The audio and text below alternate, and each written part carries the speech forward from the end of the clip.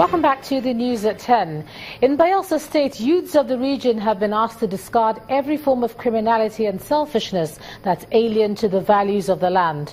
Now, this advice is coming from the state governor, Seriake Dixon, who is speaking during the annual Isaac Boro Day celebration at the Ijo House in Yenagoa. Governor Dixon paid glowing tribute to the memory of Isaac Boro, but added that the dynamics of the struggle have changed from arms to intellectual creativity. The laying of wreath by the Bayelsa State Governor shows that this event is a special one. And indeed it is. The state is standing still for the celebrated nationalist and Civil War hero Isaac Boro, who died 49 years ago under mysterious circumstances.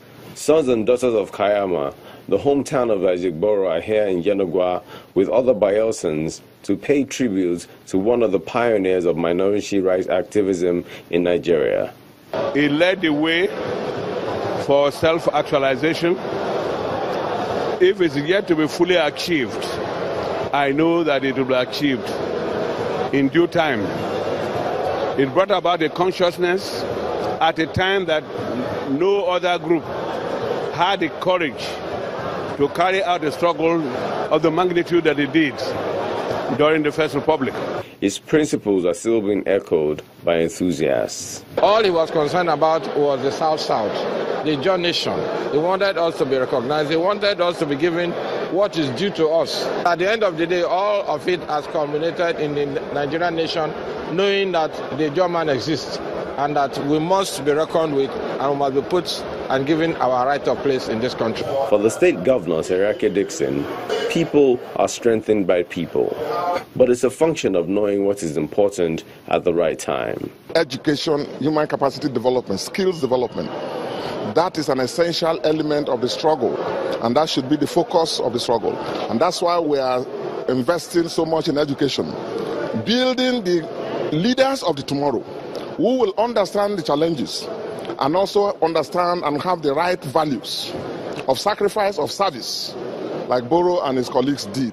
Kayama might only be known for being the birthplace of Isaac Boro, but the impact his legacy has on the community is huge, and one that will always place the town on the map of history.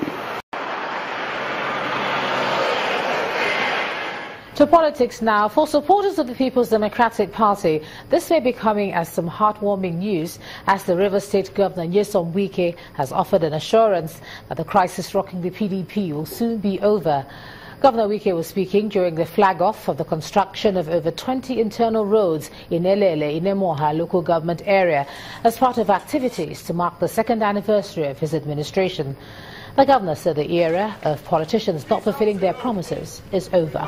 Don't bother about what is happening.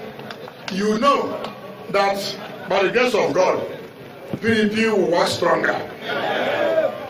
And let me tell you, I cannot, for whatever it is, to negotiate. The interest of River State is paramount to us. And therefore, no amount of intimidation, no amount of blackmail will make me to, for whatever reason, negotiate River State. I will not do that. And the Niger Delta Development Commission says it's partnering with the Nigerian Bar Association's task force on the Niger Delta to resolve conflicts in the region. The chairman of the NDDC governing board, Senator Victor Ndumegwa, made this comment during a visit of the NBA delegation to his office. He believes the challenge of development in the region is that of peace, which, according to him, the federal government is working hard to address.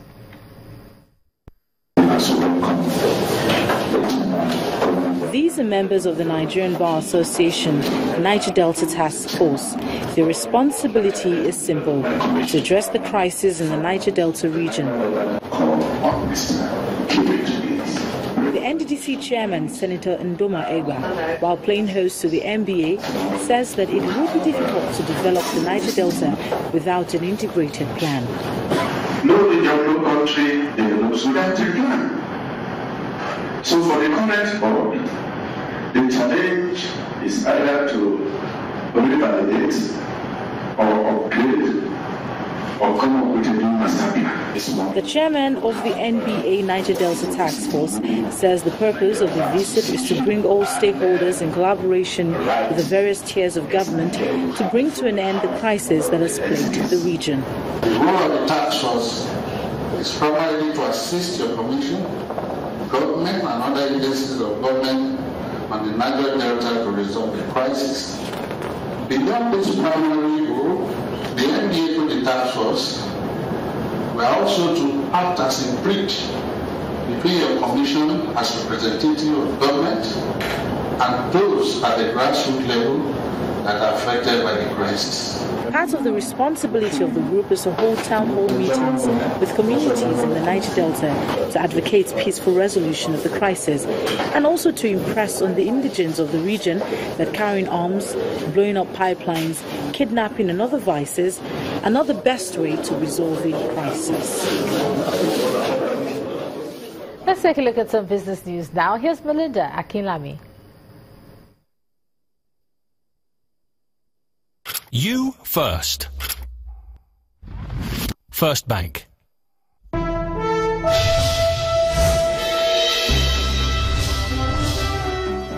Many thanks, Ijoma. Welcome to Business News. Nigeria's Consumer Price Index, which measures inflation, dropped marginally to 17.24% in April from 17.26% in March. This is the third consecutive month of a decline in the headline CPI rate, exhibiting effects of some easing in already high food and non-food prices, as well as favorable base effect over 2016 prices. The top items to have recorded the highest year-on-year prices across all divisions were solid fuels, bread, cereals, meat, liquid fuels, and clothing materials. The urban index went down to 17.62% in April from 18.27% in March, while the rural index increased to 16.69% in April from 16.47% in March. Nigeria's former president, Olusegun Obasanjo, has lauded the efforts of the African Finance Corporation in the provision of infrastructure for the past 10 years. The former president, who was a panel discussant during the 10th year anniversary of the African Finance Corporation in Abuja, however, calls for speedy action by African leaders and international organizations to meet the infrastructure needs of its people. When we identify the top-level public and private sector, when you are part of a dream that comes to fulfillment and you look back in 10 years and a seed that you casually planted, because for me it was casually planted, and then it became a big tree celebrating not only in Nigeria but it's having effect in other countries in Africa. It's known worldwide and is growing. Then you cannot but feel satisfied. And not just feel satisfied, and I think as the Vice President said in his statement, this is a dream dreamt by Africans, conceived by Africans, nurtured by Africans, delivered by Africans, executed by Africans, and sustained by Africans.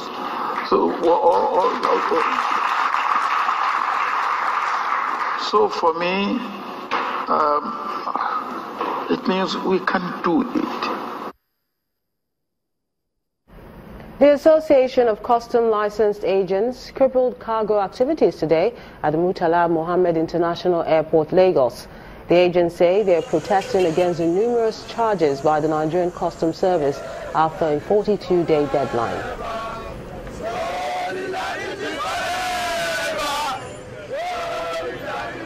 The prominent amongst the challenges, one is multiplication of, various agencies at the ports. For example, if you want to take the customs, you see different custom units doing exactly the same job, and this affects government revenue, This affects trade facilitation.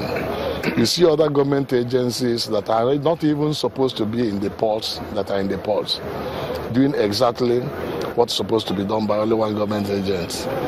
And by the Nigerian context, the way we do in this, because you know it will affect equally government revenue. The downward trend in the equities market was halted today as investors and traders directed their attention to the consumer goods sector. Chimezi Obiwagu tells us more.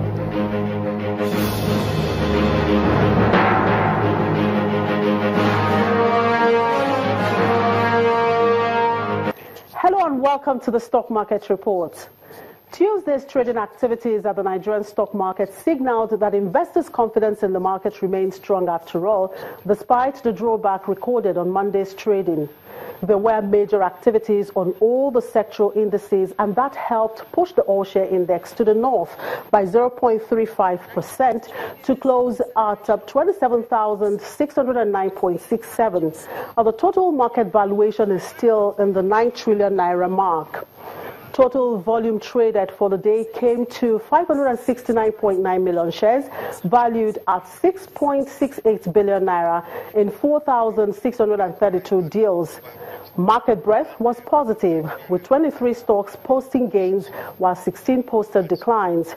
International breweries, custodian insurance and Transcorp were the highest gainers in percentage terms, while Seplat, Air Services and Dangote Sugar topped the price decliners also in percentage terms. Investors traded more on the shares of Axis Bank, Oando and UBA, placing these three top on the top trade list. And that was the Stock Market Report. I'm Chimezi Obi Iwagu.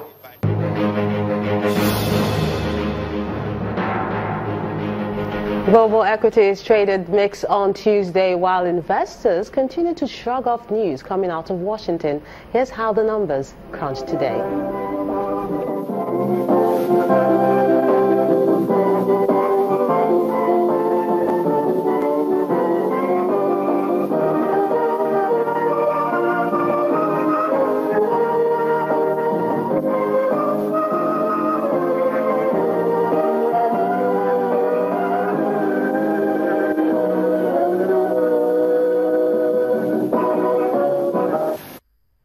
And that's Business News. Thank you so much for being a part of it. I'm Melinda Akinlami. You first. First Bank. The coroner overseeing the inquest into the death of the first executive governor of Osun State, Senator Isiaka Adeleke, has threatened to issue a bench warrant on the Commissioner of Police in the state and other police officers summoned to appear before the coroner if they fail to appear on Wednesday. The magistrate Olusegun Ayelara complained about the non-appearance of the representative of the Commissioner of Police, Osun State Command, for the third time since he was summoned by the coroner last week. Meanwhile, there were contradictory testimonies yesterday during the second sitting of the inquest. The alleged host of one of the last social events attended by Senator Adeleke claimed he did not eat at the party, but the Deputy Governor, Titi Tomori Larie, testified otherwise. Still ahead on the news at 10, with 6 days to the start of Season 9 of the channel's National Kids Cup, competition receives endorsements from the Kaduna State Government. That's coming up on Sports. Please stay with us.